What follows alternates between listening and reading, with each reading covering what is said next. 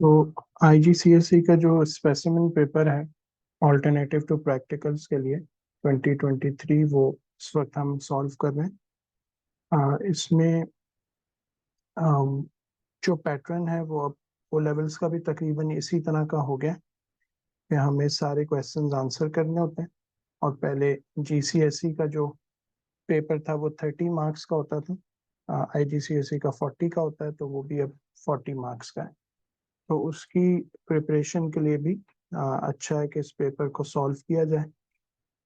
बाकी जो क्वेश्चंस हैं वो नॉर्मली 4 होते हैं और हर क्वेश्चन के जो मार्क्स हैं वो उसके सामने यहाँ पे मेंशन्ड होते हैं। Question number 1, a student investigates how partly covering the top of a beaker of water affects the rate at which the water cools। अब हर क्वेश्चन की नॉर्मली जो फर्स्ट लाइन होती है इसके अंदर ये उस एक्सपेरिमेंट का एक ऑब्जेक्टिव हमें बता रहे होते हैं। तो इसको अच्छी तरह पढ़ के समझ लेना चाहिए, फिर आगे की जो भी चीज़ें होती हैं वो नॉर्मली आसानी से समझ में आ जाती हैं। तो कोई स्टूडेंट है जो कि एक इन्वेस्टिगेशन कैरी आउट कर रहा है और ऑब्जेक्टिव क्या है कि वो एक बीकर ऑफ वाटर को पार्टली कवर करेगा, कंप्लीटली कवर नहीं करेगा, यानी उसका कुछ पोर्शन कवर करेगा। और फिर वो ये देखेगा कि जो उसने थोड़ा सा उसको कवर किया या पार्टली कवर किया, इसका रेट ऑफ कूलिंग पे क्या अफेक्ट आ रहा है, the rate at which the water cools. अब वैसे ये बिल्कुल क्लियर है कि अगर फॉर एग्जांपल ये बीकर ऑफ वाटर है और हम इसके ऊपर एक लिड पार्टली कवर करके हमने इसको रखा हुआ है, अगर हम ये लिड भी रिमूव कर दें तो वाटर जल्दी कूल डाउन हो जाता है। और अगर इस पे थोड़ी सी कवरिंग होगी या पार्टली कवर्ड होगा तो फिर इसका जो रेट ऑफ कूलिंग है वो स्लो डाउन होना शुरू हो जाएगा। तो अब पार्टली कवर करके इस लिड को ये इन्वेस्टिगेशन की जाएगी या ये चेक किया जाएगा कि रेट ऑफ कूलिंग पे इसकी वजह से क्या डिफरेंस आ रहा है, क्या फर्क आ रहा है। तो the apparatus used is shown in this figure 1.1।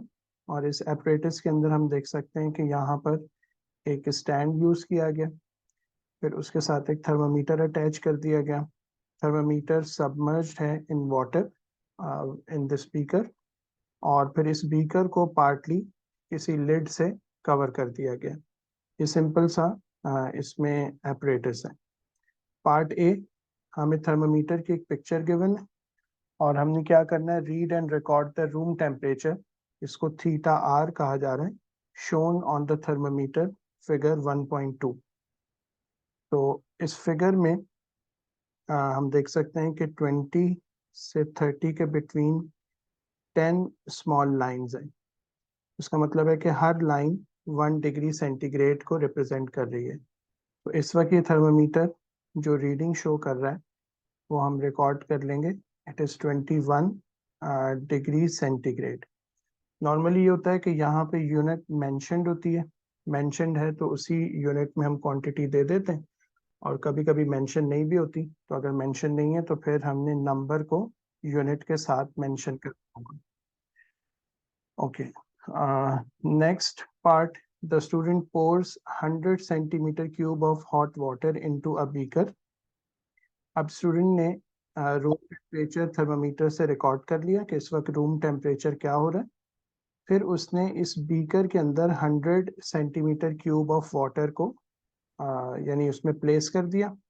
She places lid a on the beaker. अब ये हमारी लिड ए है।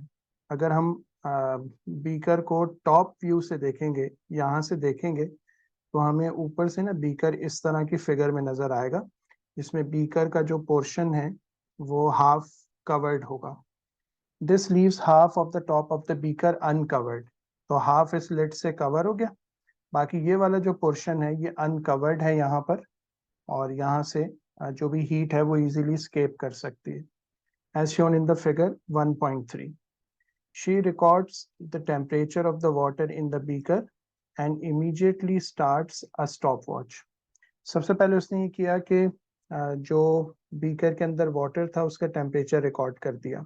कि इस वक्त यानी इनिशियली उसका टेम्परेचर कितना है, और फिर उसके फौरन बाद उसने एक स्टॉप वॉच को स्टार्ट कर दिया। She records the temperature theta of the water every 30 seconds. Her 30 seconds के बाद वो थर्मोमीटर पे देखती है और फिर वहां पे जो भी रीडिंग है उसको रिकॉर्ड कर रही है। हर readings are shown in the table 1.1 जो कि आगे आ रहा है। She repeats the procedure using lid B. अब उसके बाद दोबारा उसने बीकर के ऊपर एक और लिड प्लेस किया जिसको लिड बी कहा जा रहा है। अब ये जो लिड है ये मोर देन हाफ बीकर को कवर कर रही है, यानी इसने ऑलमोस्ट 3/4 ऑफ द जो बीकर है उसको कवर कर लिया। पहले half of the beaker covered था, अब 3/4 कवर्ड हो गया। तो कवर्ड एरिया जो है ना वो सिर्फ ये एक क्वार्टर रह गया यहाँ पर। Complete the headings row in table 1.1, complete the time T column in table 1.1। सबसे पहले ये वाली जो रो है ये हमारी हेडिंग की रो है, इसको हमने कंप्लीट करना है। तो इसमें सबसे पहले जो क्वांटिटी मेंशन्ड है वो टाइम की है। टी यहाँ पर टाइम को शो कर रहा है, और ये जो स्लैश है इसका मतलब होता है कि इसके बाद हमें इस क्वांटिटी की यूनिट लिखनी है। तो एक्सपेरिमेंट से पता चल रहा है कि टाइम जो है ना वो सेकंड्स में यूज़ किया जा रहा है, या आफ्टर सेकंड्स उसकी रीडिंग्स ली जा रही है। फिर बीकर विद लिड ए, ये जो थीटा है यहाँ पर टेम्परेचर के लिए यूज़ हो रहा है, और हमारा थर्मोमीटर जो रीडिंग दे रहा है वो डिग्री सेंटीग्रेड में है, तो यहाँ पर यूनिट में हम डिग्री सेंटीग्रेड लिख देंगे। Beaker B, beaker with lid B, उसमें भी हम टेम्परेचर ही नोट कर रहे हैं आफ्टर ईच 30 सेकेंड्स, तो इसको भी हम डिग्री सेंटीग्रेड नोट डाउन कर देंगे। अच्छा, अब ये हमने हेडिंग वाली जो रो थी उसे कंप्लीट कर दिया, जिसमें यूनिट्स मिसिंग थी वो सारी की सारी लिख दी हैं। उसके बाद सेकंड टास्क ये है कि हमने टाइम टी वाला जो कॉलम है जिसमें टाइम नोट होगा उसे कंप्लीट करना है। तो हमें बताया गया है कि ये जो रीडिंग्स ली जा रही हैं आफ्टर एवरी 30 सेकेंड्स रिकॉर्ड की जा रही हैं। तो पहली रीडिंग 0 पर आ जाएगी, फिर उसके बाद हम 30, 60, 90, 120, 150 और फाइनली 180 पर हम रीडिंग्स ले रहे होंगे। तो ये टाइम की वैल्यूज हैं जो मिसिंग थी, और हमने इसको कंप्लीट कर दिया।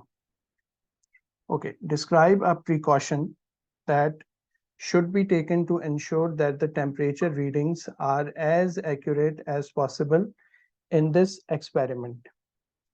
तो accurate reading लेने के लिए, चूंकि हम रीडिंग्स थर्मोमीटर से ले रहे हैं, तो हमें थर्मोमीटर में जो रीडिंग लेते हुए एरर आ सकती है ना, वो पैरेलैक्स एरर होती है।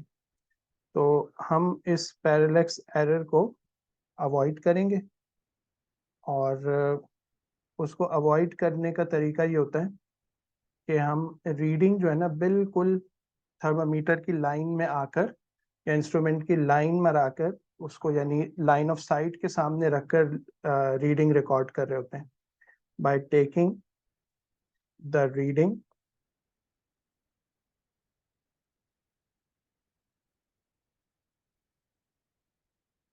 In the line of the level of mercury. तो मर्करी के बिल्कुल लाइन में सामने आकर हम उसकी रीडिंग ले रहे होंगे। फॉर एग्जांपल ये हमारा थर्मामीटर है, और यहाँ पर हमारा मर्करी का लेवल है। ये मर्करी का लेवल है जिसको हमने नोट डाउन करना है। अब अगर हम इसको यहाँ से नोट डाउन करेंगे तो भी गलत रीडिंग आएगी, पैरेलैक्स एरर आएगा। यहाँ से नोट डाउन करेंगे तब भी मिस्टेक हो जाएगी। अगर हम बिल्कुल लाइन ऑफ साइट को लेवल ऑफ मर्करी के साथ अलाइन करके रीडिंग लेंगे तो फिर इस केस में हमें करेक्ट रीडिंग मिल रही होगी। तो इस एरर को हम यहाँ पर अगर अवॉइड करते हैं तो फिर हमारे पास रीडिंग जो है ना वो एक्यूरेट आ जाएगी। ओके, नेक्स्ट पार्ट में कह रहे हैं कि write a conclusion to this experiment stating for which lid the rate of cooling is greater. Rate of cooling वहां पर ग्रेटर होगा जहां हम देखेंगे कि टेम्परेचर ड्रॉप ज्यादा हो रहा हो। जिस चीज का टेम्परेचर ड्रॉप ज्यादा होता है वो जल्दी कूल हो रही होती है, तो उसका रेट ऑफ कूलिंग भी ग्रेटर होगा। अच्छा, अब हमें कंपेयर करके देखना है कि फॉर एग्जांपल आपने 0 से लेकर 180 सेकेंड्स तक बीकर विद लिड ए को कूल होने दिया, तो ये 80 से स्टार्ट होकर 68 तक पहुंच गया। इसका मतलब है कि यहाँ पर जो टेम्परेचर ड्रॉप हमें देखने को मिल रहा है वो 12 डिग्री सेंटीग्रेड का है। इसके अगेंस्ट में बीकर विद लिड बी, ये स्टार्ट हुआ 81 से और ये 73 तक आ गया। तो इसका मतलब ये होगा कि हमारे पास जो ड्रॉप आ रहा है वो आ रहा है तकरीबन 8.5 का। तो यहाँ पर हमें टेम्परेचर ड्रॉप मिल रहा है जी 8.5 का।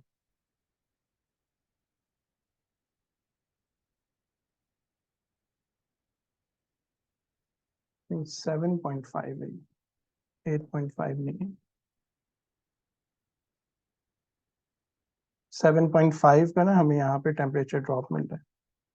तो अगर हम 81 में से सब्ट्रैक्ट कर देते हैं 73.5 को, तो 7.5 का टेम्परेचर ड्रॉप हमें यहाँ पे मिल रहा है। अच्छा, हमें कंपेयर करना था और फिर एक कंक्लूजन लिखना है कि write a conclusion to this experiment stating for which lid the rate of cooling is greater. अच्छा, तो हम कहेंगे कि it is greater for beaker with lid A. Lid A वाले बीकर के साथ रेट ऑफ कूलिंग हमें ग्रेटर मिल रहा है। अच्छा, justify your answer with reference to the results. अब जो रिजल्ट्स हमारे पास आ रहे हैं उनके लिहाज से हम अपने रिजल्ट को या अपनी स्टेटमेंट को जस्टिफाई करेंगे। तो आ, हम इसमें लिख सकते हैं the temperature drop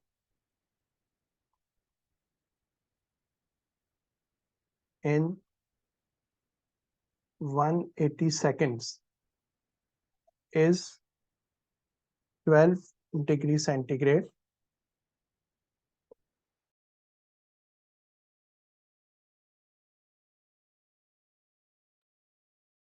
while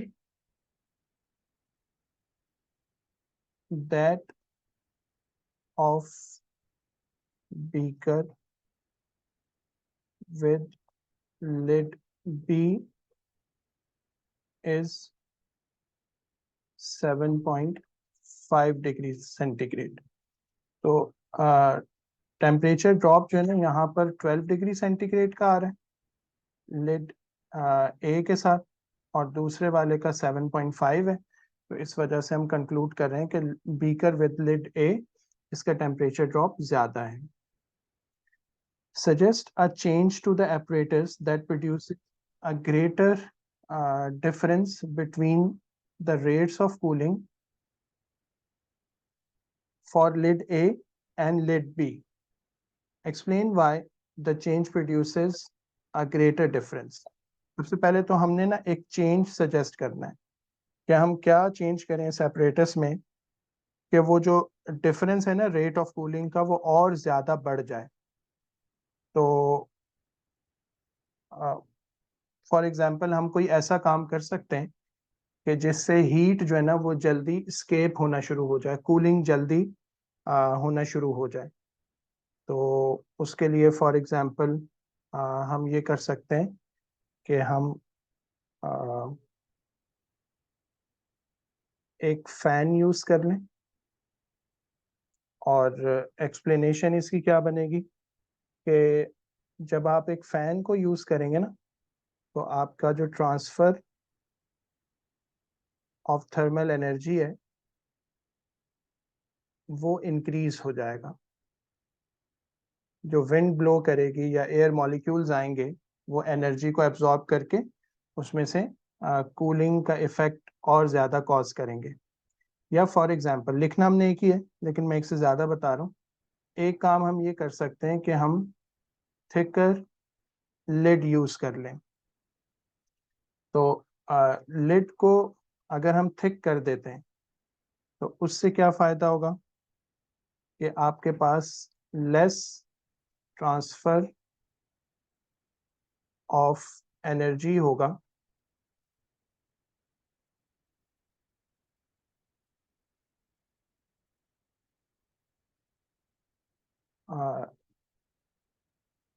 from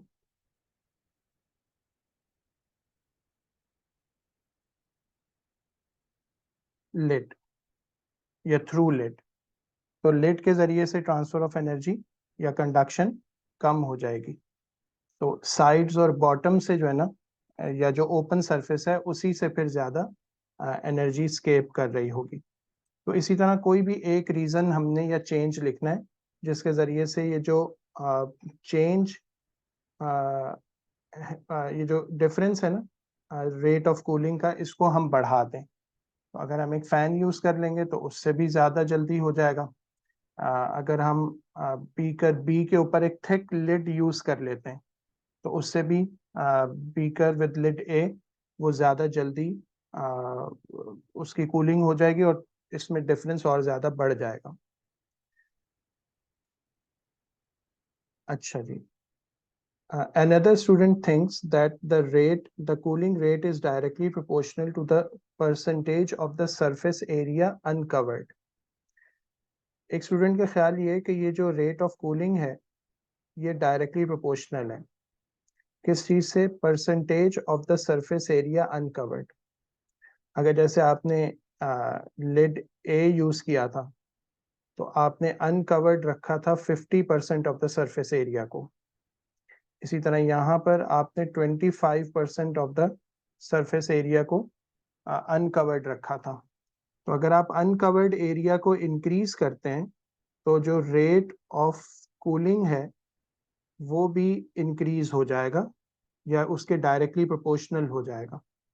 तो ये एक स्टूडेंट की थ्योरी है या उसने एक चीज सोची है। He draws a graph of cooling rate against the percentage of uncovered area to investigate this. अब वो एक ग्राफ ड्रॉ कर रहा है और उसके अंदर एक तरफ तो वो कूलिंग रेट को ले रहा है और उसको अगेंस्ट ड्रॉ कर रहा है percentage of the uncovered area. Describe how this graph line shows whether the rate of cooling and the percentage of uncovered surface area are directly proportional. Graph में हमें किस तरह पता चलेगा कि ये जो दो क्वांटिटीज हैं ये डायरेक्टली प्रोपोर्शनल हैं या नहीं हैं? तो सिंपल सी बात है, जब भी दो क्वांटिटीज डायरेक्टली प्रोपोर्शनल होती हैं तो ग्राफ में हमें दो चीजें देखने को मिलती हैं। हम लिख रहे हैं कि graph would be a straight line,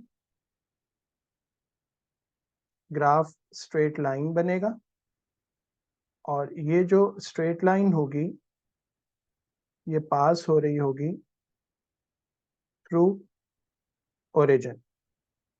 अगर आपका ग्राफ एक स्ट्रेट लाइन आता है और ओरिजिन से पास हो रहा होता है तो इसका मतलब है कि वो जो दो क्वांटिटीज हैं वो डायरेक्टली प्रोपोर्शनल हैं।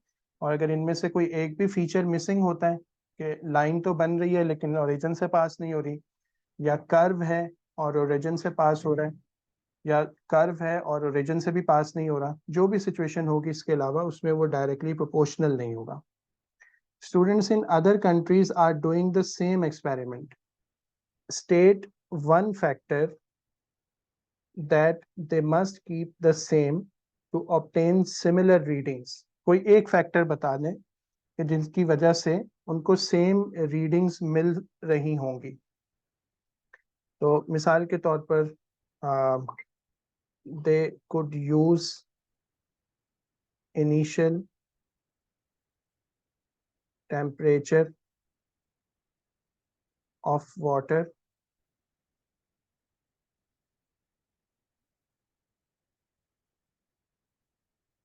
Eight same level.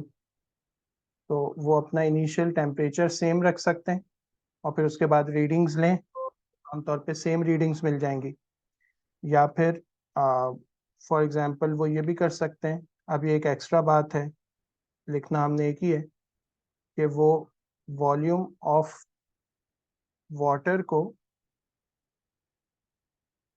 सेम रख लें और फिर उससे एक्सपेरिमेंट करें या रीडिंग लें, तो उससे भी उनको सेम रीडिंग्स मिल सकती हैं। तो ये वो चीज़ें हैं जो कि अगर सेम रखी जाएं या कांस्टेंट रखी जाए तो उससे फिर रीडिंग सेम मिलने के चांसेस होते हैं, अगर जो एक्सपेरिमेंट अलग अलग जगहों पे ही किए जा रहे हों।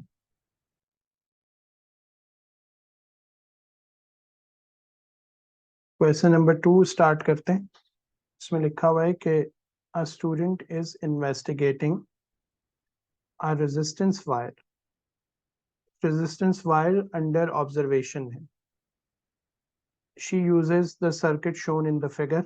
सिंपल सा सर्किट है, पावर सप्लाई है, पावर सप्लाई के साथ ये रेजिस्टेंस वायर कनेक्टेड है और यहाँ पर एक क्रोकोडाइल क्लिप लिया गया है ताकि हम जितनी लेंथ ऑफ वायर में से करंट पास करवाना चाह रहे हैं उतनी लेंथ को यूज करेंगे। और ये जो लेंथ ऑफ वायर है, जाहिर है कि इसके चेंज होने से ना वायर की रेजिस्टेंस चेंज होती है। तो जब वायर की रेजिस्टेंस चेंज होगी तो उसका जो बिहेवियर है वही यहाँ पर स्टडी किया जा रहा होगा। सर्किट में से करंट कितना पास हो रहा है वो चेक करने के लिए यहाँ पे एक एमीटर कनेक्टेड है।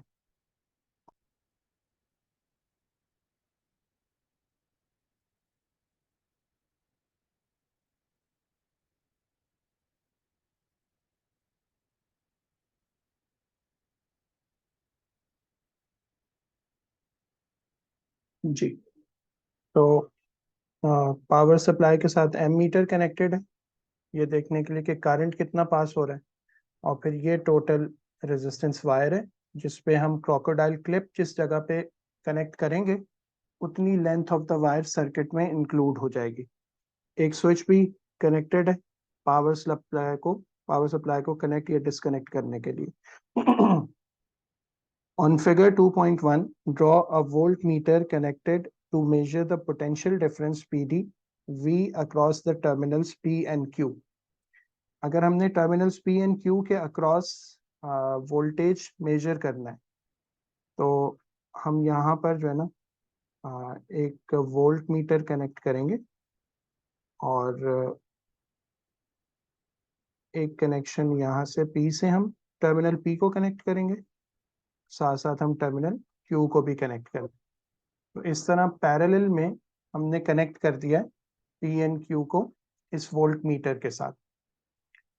The student connects the crocodile clip to a length L is equal to 90 centimetres. Initially उसने 90 सेंटीमीटर पे कनेक्ट किया वायर को of the resistance wire and measures the potential difference V across the terminals.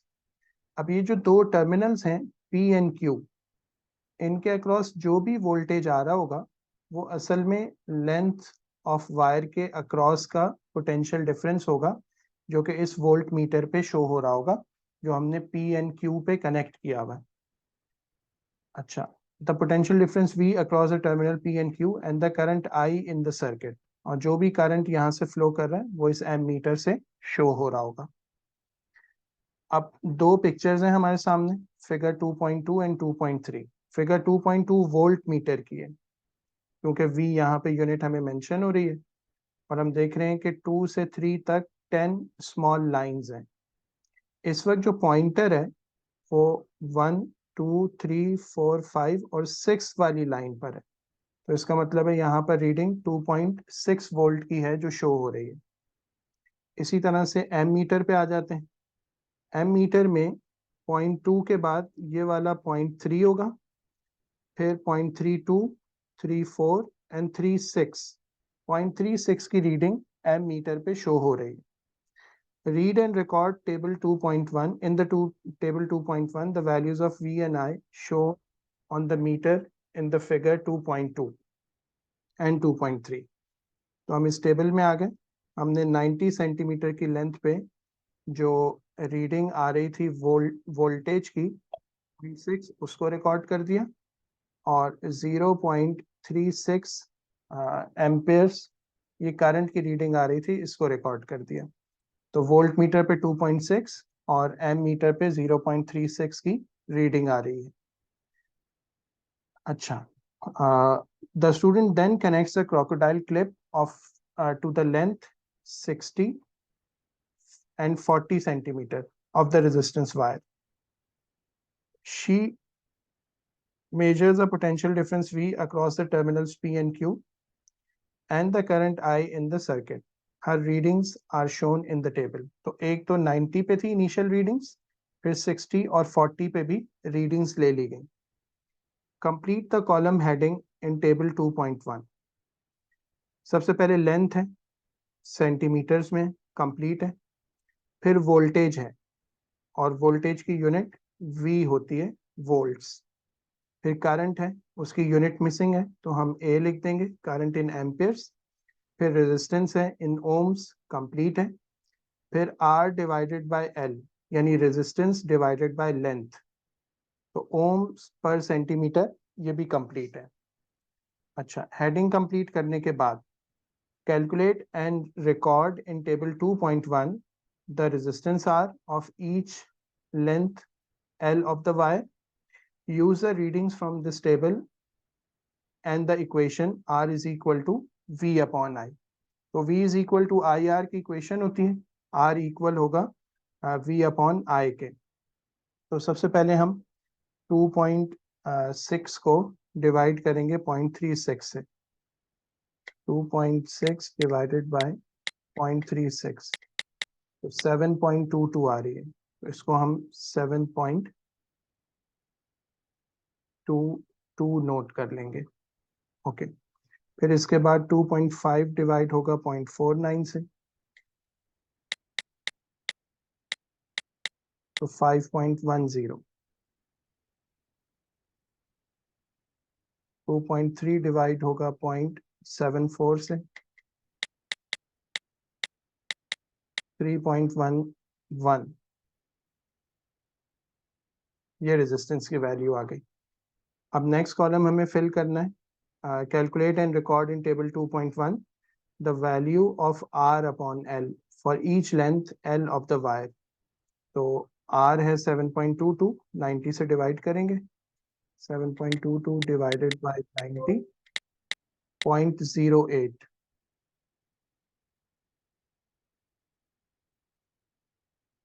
5.10 divide होगा 60 से, 0.085।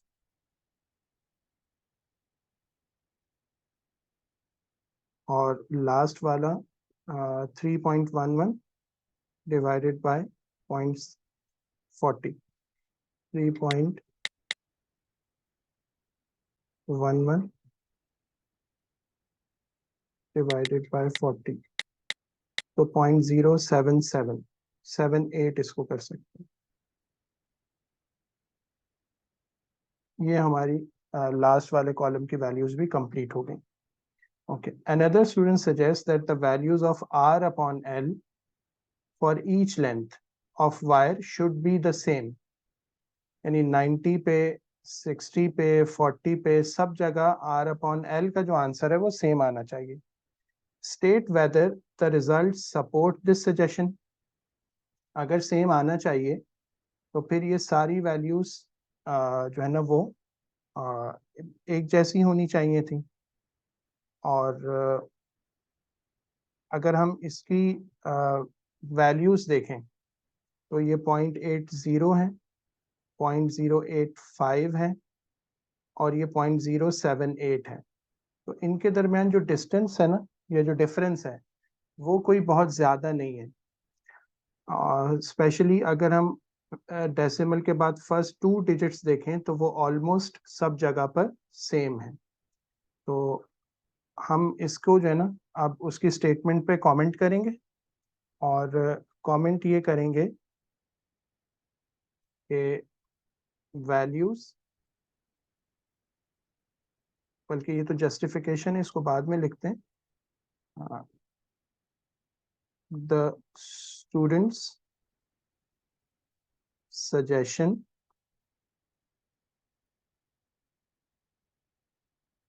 is correct.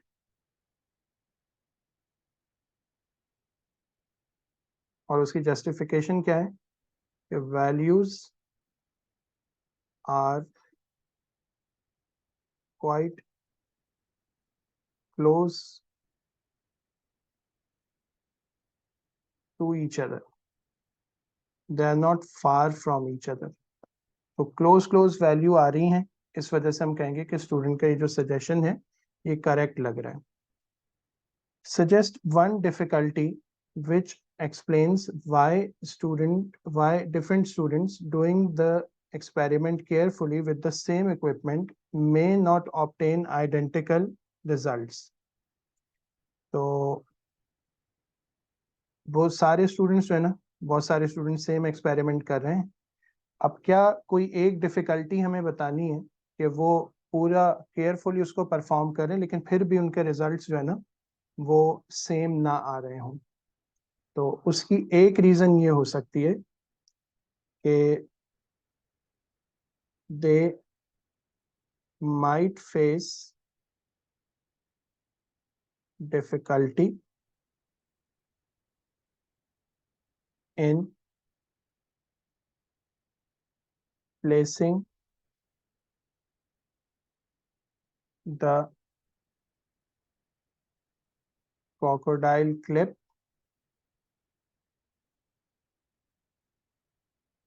at the right position. हो सकता है कि उनको जो है ना राइट पोजीशन पर क्रोकोडाइल क्लिप कनेक्ट करने में डिफिकल्टी हो. उसकी वजह क्या है? फॉर एग्जांपल ये जो है ना हमारे पास है 90 सेंटीमीटर का मार्क. अब कोई स्टूडेंट आके यहाँ पर इसको कनेक्ट करता है तो हो सकता है कि वो कुछ मिलीमीटर्स यानी इस तरफ कनेक्ट कर दें, एरर आ जाए. या हो सकता है कि कुछ मिलीमीटर्स अपनी करेक्ट पोजीशन से राइट वर्ड कनेक्ट कर दें. तो कनेक्शन ऑफ क्रोकोडाइल क्लिप बिल्कुल सही और एक्यूरेट लेंथ पर हो, पोजीशन पर हो, ये एक मुश्किल काम होगा कि सारे स्टूडेंट्स उसको इजीली मैनेज कर सकें. इस वजह से उनके रिजल्ट्स में भी फिर डिफरेंस आएगा. तो ये एक रीज़न हो सकती है और फिर इसके अलावा भी रीजंस हो सकती हैं. A student finds that during the experiment the wire becomes hot because there is a high current. He decides to use a variable resistor to prevent this. Draw an X on the circuit in figure 2.1 to show where a variable resistor is connected for this purpose in the experiment. अच्छा, अब देखें ये जो variable resistor connect किया जा रहा है ये इसलिए कनेक्ट किया जा रहा है ताकि ये जो वोल्टेज है ना पावर सप्लाई का, ये अभी सारे का सारा इस रेजिस्टेंस वायर के अक्रॉस बिल्डअप हो रहा है. तो इसके अंदर से बहुत हाई करंट भी पास हो रहा है और ये इसका टेम्परेचर भी बहुत तेजी से बढ़ रहा है. तो अब हमने इस सर्किट के अंदर एक वेरिएबल रेजिस्टर प्लेस करना है और वो वेरिएबल रेजिस्टर हम इस वायर के साथ सीरीज में कनेक्ट कर देंगे और सीरीज में कनेक्ट करके हम ये करेंगे कि इसकी रेजिस्टेंस को एडजस्ट करेंगे ताकि ये होगा कि जब एक और रेजिस्टर सीरीज में आ गया तो अब जो टोटल वोल्टेज है पावर सप्लाई का वो डिवाइड होगा इस वेरिएबल रेजिस्टर और रेजिस्टेंस वायर के दरमियान. तो इसके अक्रॉस वोल्टेज थोड़ा कम हो जाएगा और वोल्टेज डिवाइड भी हो रहा है दोनों कंपोनेंट्स में.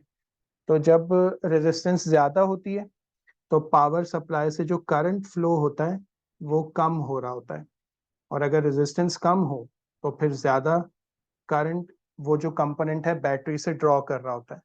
तो अगर सिर्फ हमने रेजिस्टेंस वायर को कनेक्ट किया हुआ है तो वो बहुत ज़्यादा करंट ड्रॉ करेगा पावर सप्लाई से, हाई करंट इसमें से पास होगा तो इसका टेम्परेचर बहुत ज़्यादा बढ़ जाएगा.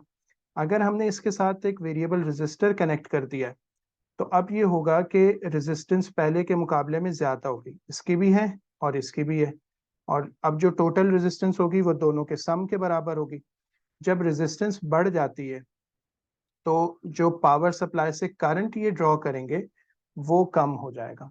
तो इस तरह से हम उसका जो हीटिंग होना है, हीट अप होना है, उसको कुछ कम कर सकते हैं, उसको प्रिवेंट कर सकते हैं.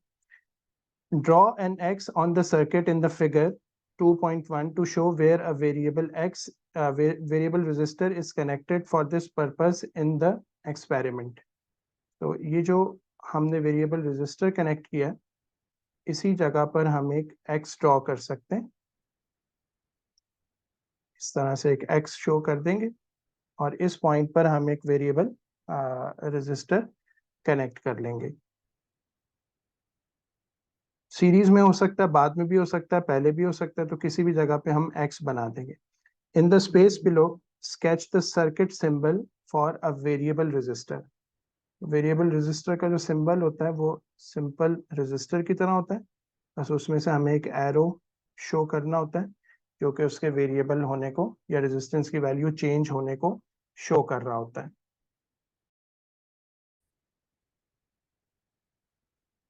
Next question, a student investigates the magnification produced by a converging lens. अब ऑब्जेक्टिव ये कि एक कन्वर्जिंग लेंस किस तरह एक मैग्निफाइड इमेज प्रोड्यूस करता है, ये हमने स्टडी करना है। He is using the apparatus shown in the figure. तो हमारे सामने जो है ना यहाँ पर एक लेंस है और यहाँ पर एक इल्यूमिनेटेड ट्राइंगल है और इस इल्यूमिनेटेड ट्राइंगल की जो इमेज है वो हमें यहाँ पर स्क्रीन पे नजर आ रही होगी। अच्छा, the illuminated object consist of a triangular shape hole in a piece of card. Basically यहाँ पर एक कार्ड रखा हुआ है और उस कार्ड के अंदर इस तरह से एक ट्राइंगल को कट किया गया ताकि लाइट इसमें से पास हो जाए और दूसरी तरफ एक इल्यूमिनेटेड या ग्लो करती हुई ट्राइंगल हमें नजर आ रही हो। Figure 3.2 shows full size the illuminated object. अच्छा, measure and record the height HO of the triangular shape hole. तो अब हम एक रूलर लेकर उसके साथ जो है ना इसको अलाइन करके मेजर करेंगे कि ये कितना आ रहा है। तो रूलर से मेजर करने पे ये अराउंड 1.4 सेंटीमीटर्स आ रहा होगा। ये हाइट ऑफ द ऑब्जेक्ट हो गई इस एक्सपेरिमेंट के लिए। The distance between the illuminated object and the center of the lens is set to U equal to 20.0 centimeters. The screen is moved until a focused image of the illuminated object is seen. अब हम इस screen को ना move कर सकते हैं, lens की तरफ भी ला सकते हैं, अवे फ्रॉम द लेंस भी ले जा सकते हैं। नॉर्मली हमें यहाँ पे इसको लेंस की तरफ मूव करना पड़ेगा और हम हर जगह पर देखेंगे कि कहाँ पर सबसे फोकस्ड और क्लियर इमेज हमें मिल रही है, एज शोन इन फिगर 3.3। अब जब हमें इमेज मिल रही है तो वो इस तरह की मिल रही है स्क्रीन के ऊपर और ये बिल्कुल क्लियर और फोकस्ड इमेज है। एक क्लियर डिफरेंस हम देख सकते हैं कि हमारा जो ट्राइंगल था ना वो इस तरह का था और उसकी जो इमेज हमें मिल रही है वो इन्वर्ट होकर मिल रही है। दूसरा डिफरेंस हमें नजर आ रहा है कि ट्राइंगल का एक्चुअल साइज तो छोटा था लेकिन उसकी जो इमेज हमें मिल रही है वो काफी मैग्नीफाई होकर यहाँ पर स्क्रीन पर नजर आ रही है। The student repeats the procedure for U is equal to 30, U is equal to 40 and U is equal to 50, 60 centimeters. Initially उसने लेंस को ऑब्जेक्ट से 20 पे रखा हुआ था, फिर वो डिफरेंट लेंस के ऊपर इसको प्लेस करके इस एक्सपेरिमेंट को रिपीट करता है। Okay, measure and record in the first row of table 3.1 the height HI of the image, यानी इमेज की हाइट कितनी आ रही होगी ये हमने जो है ना यहाँ पर बताना है। ओके, तो सबसे पहले हम इसको जो है ना यहाँ से स्केल से मेजर कर रहे होंगे। ये वाली जो लेंथ है ये हमें अप्रोक्सीमेटली 4.5 सेंटीमीटर्स रूल से मेजर करने पे मिल रही होगी। तो 20 सेंटीमीटर पर जो लेंथ आ गई इमेज की वो 4.5 आ गई। अच्छा, अब आगे क्वांटिटी कैपिटल M लिखी हुई है। Using your results from A, the equation M is equal to height of object divided by height of image. Calculate a value of M and record this in the table.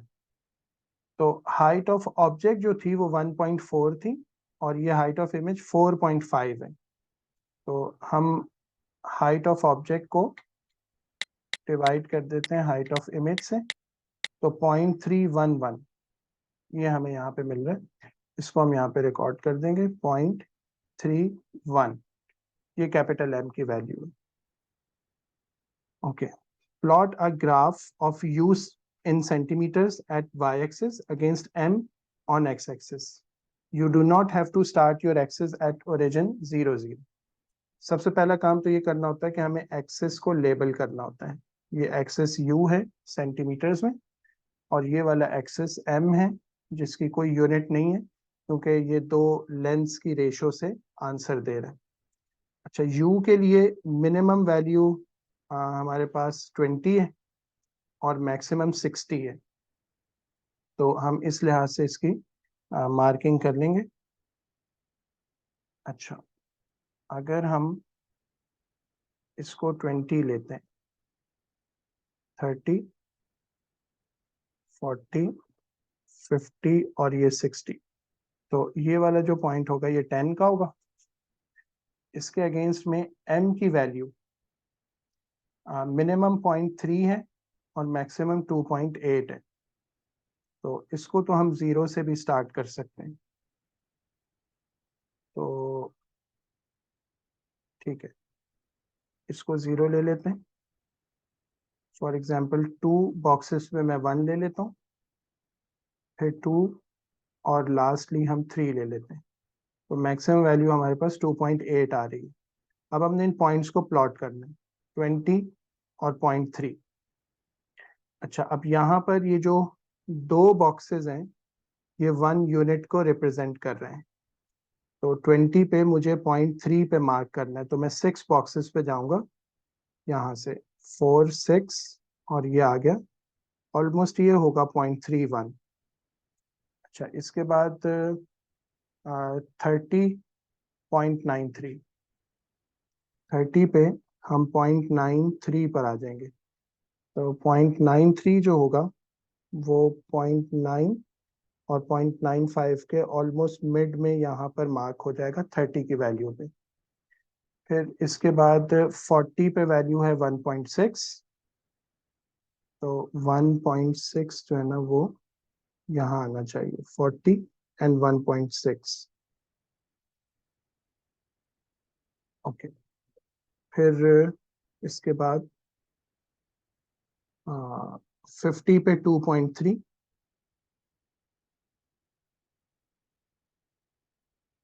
50 पे 2.3,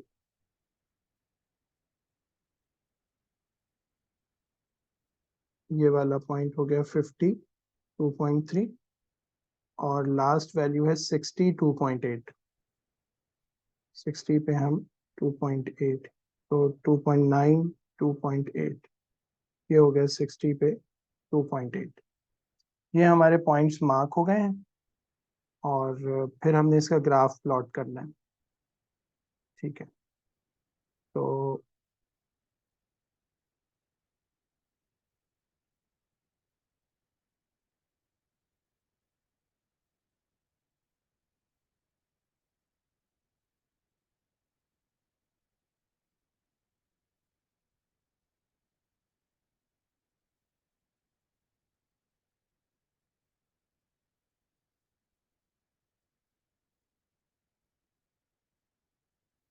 ये तकरीबन इस तरह का ना इसका ग्राफ होना चाहिए।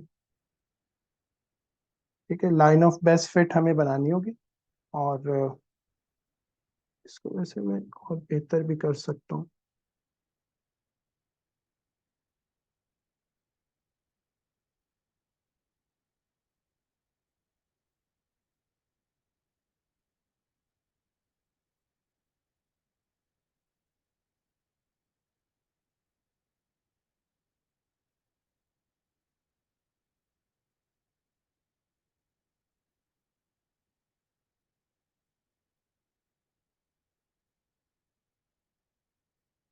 ठीक, ये बेहतर लग रही है।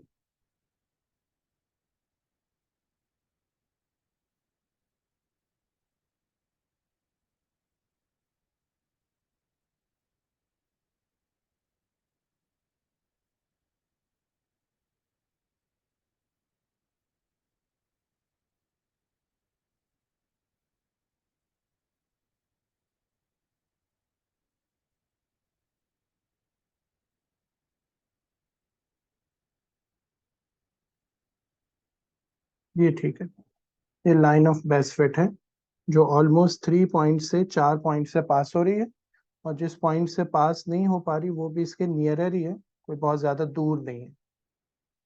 अच्छा, ये जो लाइन है ये थिन होनी चाहिए, मोटी पेंसिल से ड्रॉ नहीं होगी वरना वो काम खराब हो जाएगा। दूसरा ये कि मैक्सिमम जितने पॉइंट से पास हो सकती हो उतने पॉइंट से पास करेंगे।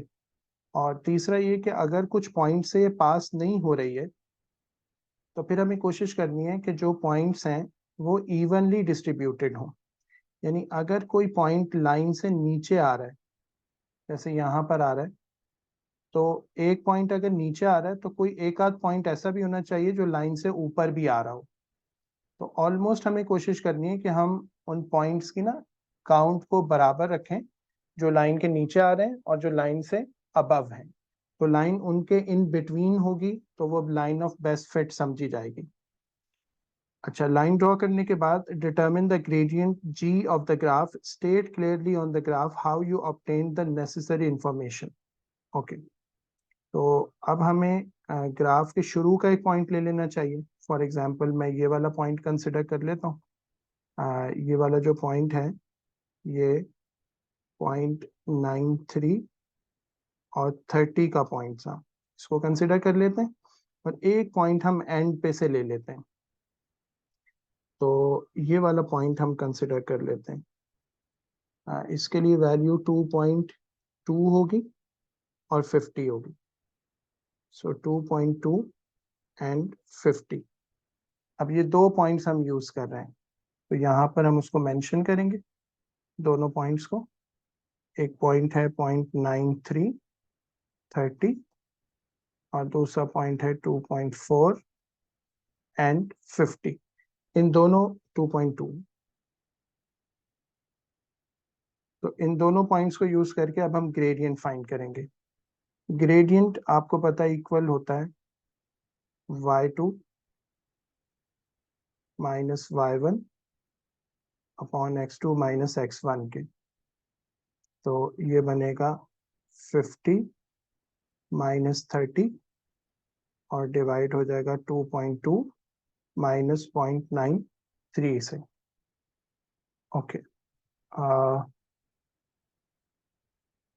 सबसे पहले 2.2 माइनस 0.93, ये आंसर आएगा 1.27।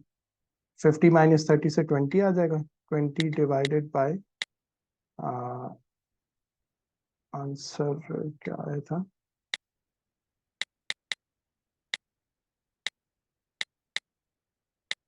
2.2 माइनस 0.93, 1.27। तो 20 डिवाइडेड बाय 1.27, 15.75। जी, तो ग्रेडियंट हम लिखेंगे, इसका ग्रेडियंट आ रहा है 15.75। अच्छा, अगर हमें ठीक है, यूनिट लिखने की जरूरत नहीं है वरना वो सेंटीमीटर्स में ही आएगी। तो इस तरह हम line of best fit draw करके उसका ग्रेडियंट फाइंड कर सकते हैं, और जो भी ग्रेडियंट फाइंड करें उसमें दो पॉइंट्स कंसिडर करें। एक पॉइंट लाइन के शुरू के किसी पोर्शन से लें और एक पॉइंट लाइन के एंड के किसी पोर्शन से लें, और ये दो पॉइंट्स आपस में करीब करीब ना हो, जितना दूर होंगे उतना अच्छा और एक्यूरेट रिजल्ट आपका समझा जाएगा। ओके, फिर इसके बाद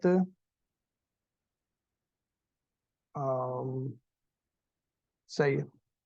अच्छा, एक काम और करना चाहिए कि ये जो ग्राफ है ना, ये हम जो ग्रेडियंट वाला मेथड है ना, ये बेसिकली ट्रायंगुलर मेथड कहलाता है जिससे हम इसको फाइंड कर रहे हैं।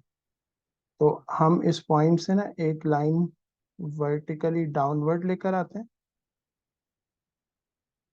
और एक लाइन जो है ना वो इस पॉइंट से हॉरिजॉन्टली लेकर जाते हैं, और हम बताते हैं कि हमने जो है ना ये दो चीज़ों का डिफरेंस कैलकुलेट किया था। तो ये आ रहा था हमारे पास 1.27 और ये आ रहा था 20, एंड देन 20 डिवाइडेड बाय 1.27, उससे हमें इसका ग्रेडियंट मिल गया था। ठीक है, तो वर्किंग ये सही है। बाकी ये कि ग्राफ के ऊपर हमने इस चीज़ को शो भी कर दिया कि हमने ग्रेडियंट के लिए जो ट्रायंगुलर मेथड यूज़ किया ट्राइंगल वगैरह बना के 2 पॉइंट्स लेके, तो उसमें किस तरह वर्टिकल हाइट को हॉरिजॉन्टल हाइट से हॉरिजॉन्टल डिस्टेंस से डिवाइड कर दिया. Okay. Describe one difficulty that might be experienced when measuring the height of the image HI. Suggest an improvement to the apparatus to reduce this difficulty. अच्छा, जब हम height of image measure करेंगे तो हमें किसी ruler से major करना पड़ेगा. और जब हम मिसाल के तौर पर यहाँ खड़े हैं और इसके ऊपर कोई चीज़ मेजर करना चाह रहे हैं, तो मेजर करते हुए जो रूल होगा या एक्सपेरिमेंटर के हैंड्स होंगे वो रास्ते में आएंगे.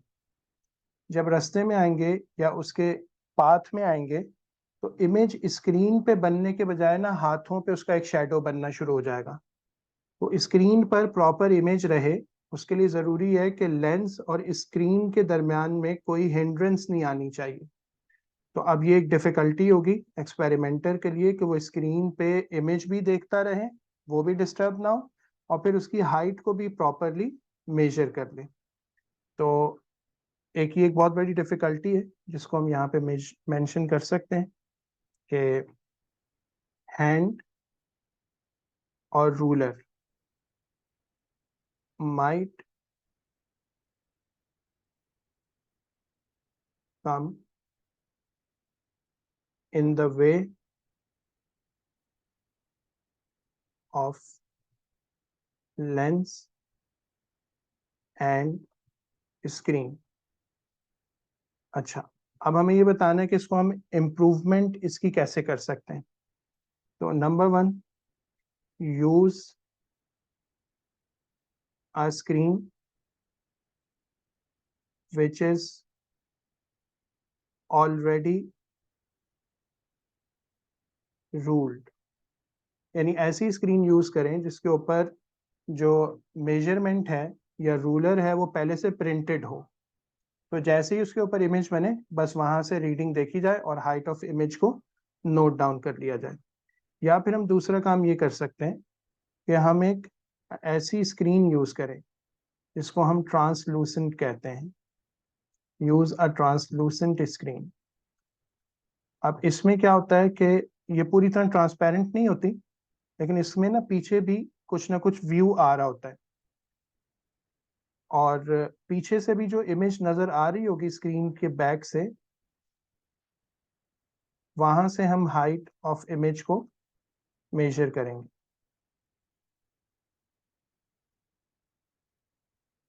From behind the screen. यानी जब ट्रांसलूसेंट आप स्क्रीन होती है ना, तो जो कुछ फ्रंट पे इमेज बन रही होती है वो यहाँ पीछे से भी विजिबल होती है. तो बजाय इसके कि रूलर या हैंड रास्ते में आए इसके, यहाँ पर इमेज बन रही है, आप यहीं बैक से उसको सही से मेजर कर लें और फिर वहाँ से जो भी हाइट ऑफ इमेज आपको मिल रही है उसको लेकर आगे इस एक्सपेरिमेंट वगैरह की रीडिंग में जो नोट डाउन वगैरह करना है वो कर लिया जाए. ठीक है. Question number 4. A student is investigating the factors that affect the size of the crater as a whole. A ball makes when it is dropped into sand. ये जो पहली लाइन है ये सबसे इम्पोर्टेंट है. तो हमने ये देखना है या इन्वेस्टिगेशन ये होगी कि what are the factors that can affect the size of the hole when a ball is dropped into the sand. ठीक है. तो ये ऑब्जेक्टिव है इस पूरी वर्किंग का या इस इन्वेस्टिगेशन का. हमें क्या करना है? Plan an experiment to investigate one factor. कोई एक फैक्टर, अब बहुत सारे फैक्टर्स हो सकते हैं, कोई एक फैक्टर को इन्वेस्टिगेट करने के लिए हमने एक एक्सपेरिमेंट को प्लान करना है. That how this factor affects the size of the crater. The apparatus available includes metal balls of different sizes, a tray of dry sand. Right a plan for the experiment, हमें experiment के लिए एक plan लिखना है। And in your plan you should state which factor is being investigated. सबसे पहले तो हम ये बताएंगे कि किस फैक्टर को हम इन्वेस्टिगेट करना चाह रहे हैं। तो फॉर एग्जांपल हम यहाँ पे लिख देते हैं कि factor to be investigated is mass of the ball या effect of mass of the balls on the size of the holes। ठीक है, ये पहली चीज हो गई। हमने ये बता दिया कि हम जो फैक्टर इन्वेस्टिगेट करने जा रहे हैं वो एक तो ये कि हम ये देखना चाह रहे हैं कि मास का इफेक्ट क्या आता है on the size of the hole पे। ठीक है, जनरली ये बात समझ में आती है कि जितना ज्यादा मास होगा किसी बॉल का तो उसका साइज भी उतना ज्यादा होगा और वो उतनी ज्यादा फोर्स ऑफ ग्रेविटी के साथ डाउनवर्ड पुल हो रही होगी। और जब वो सैंड पे आके टकराएगी तो सैंड के अंदर जो होल उसकी वजह से होगा वो उतना ज्यादा बड़ा होना चाहिए। अच्छा, स्टेट अ की वेरिएबल टू कीप कांस्टेंट। अगर हम सही रीडिंग्स लेना चाह रहे हैं, ऑब्जर्वेशंस लेना चाह रहे हैं, तो कोई एक इम्पॉर्टेंट वेरिएबल हमें मेंशन करना है जिसको हम कांस्टेंट रखेंगे सारी ऑब्जर्वेशंस में। तो फॉर एग्जांपल हम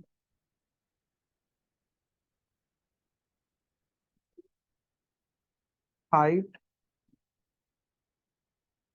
of drop should be constant. Her ball को जिनके मासेस डिफरेंट डिफरेंट होंगे हम सेम हाइट से डाउनवर्ड यानी सैंड पे थ्रो कर रहे होंगे या गिरा रहे होंगे। अगर किसी एक बॉल को हमने ज्यादा हाइट से गिराया और दूसरी बॉल के लिए हाइट को कम कर दिया, वेरी कर दिया, तो फिर जो ऑब्जर्वेशंस होंगी वो सही नहीं आ रही होंगी, उनके अंदर एरर्स आ जाएंगी।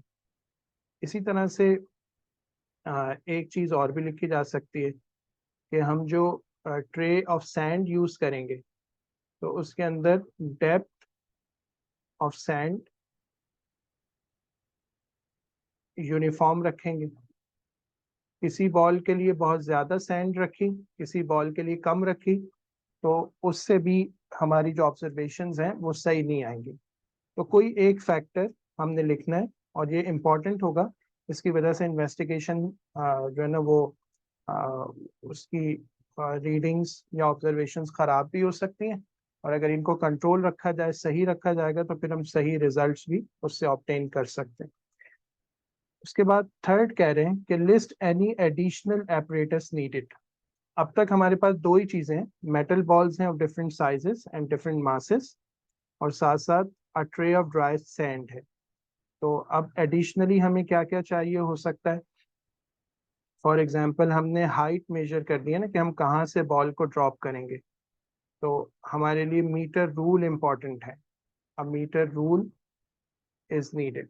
फिर बॉल आकर सैंड की ट्रे पे गिरेगी तो उसके अंदर एक होल बनेगा, उस होल का डायमीटर वगैरह भी मेजर करने के लिए हमें एक रूल की जरूरत पड़ेगी जिससे हम उसको मेजर कर सकें। Okay, explain briefly how to do the experiment, including what is measured and how this is done। तो अब हम इसको एक्सप्लेन करते हैं पॉइंट नंबर 4 को। ओके, सबसे पहले measure the mass of each size of ball to be used in the investigation. अच्छा, ये जो मास को मेजर करना है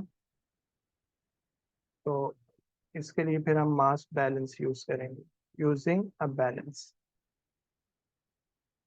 चले, दूसरा काम हम ये करेंगे कि ये पहला पॉइंट हो गया ना, ठीक है?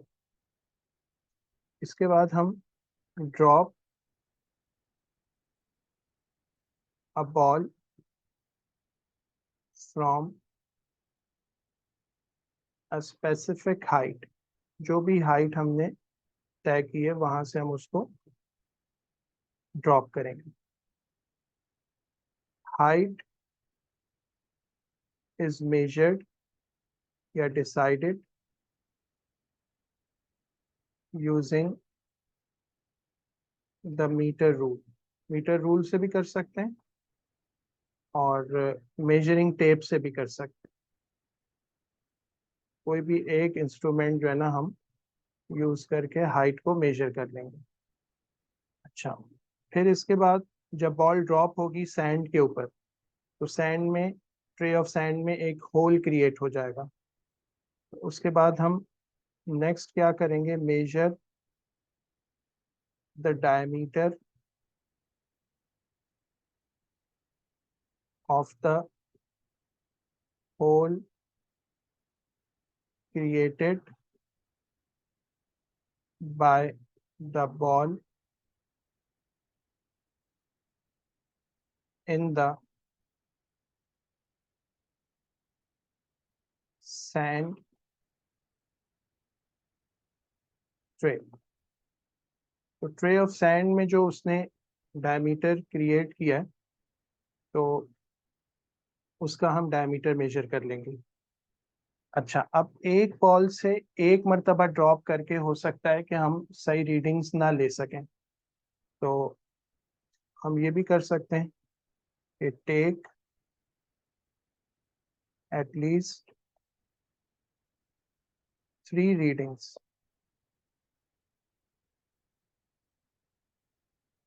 with the same ball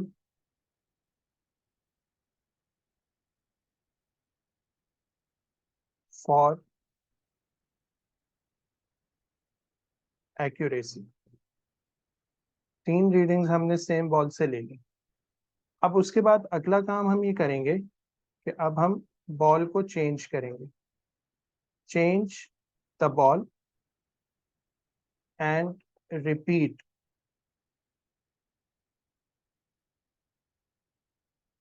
the investigation. अब दोबारा वही सारे स्टेप्स हम रिपीट करेंगे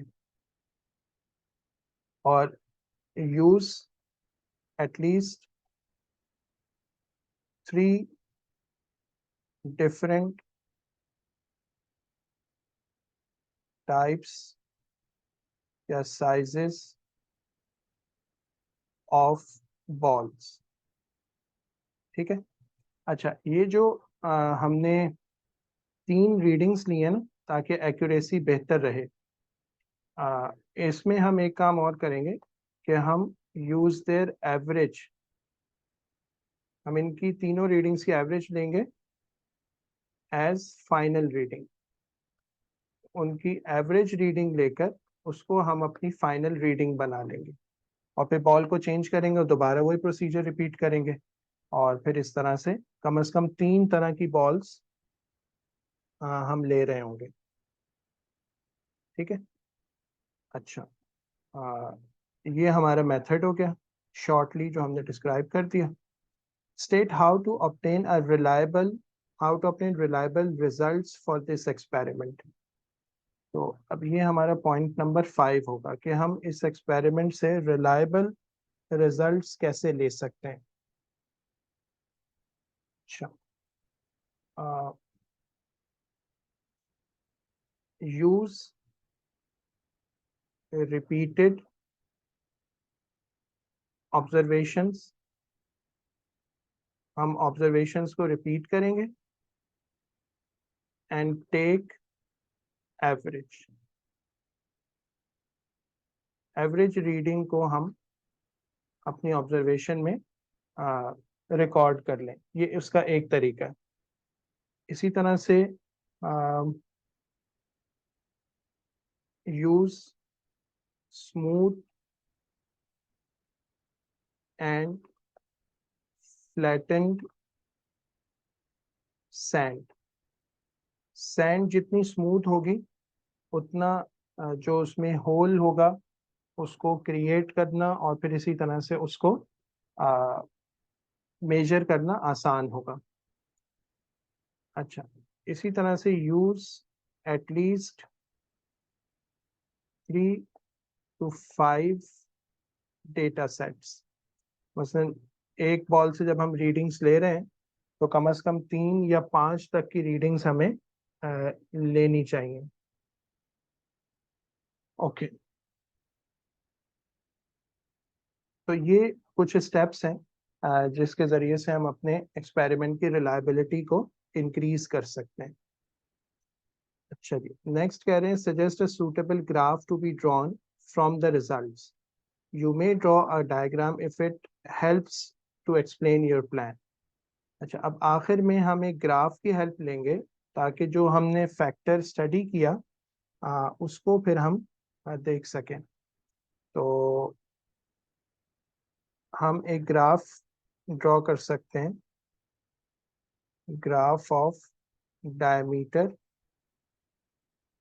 ऑफ होल अगेंस्ट, इसको हम वाई एक्सिस पे रखेंगे, डायमीटर ऑफ होल को।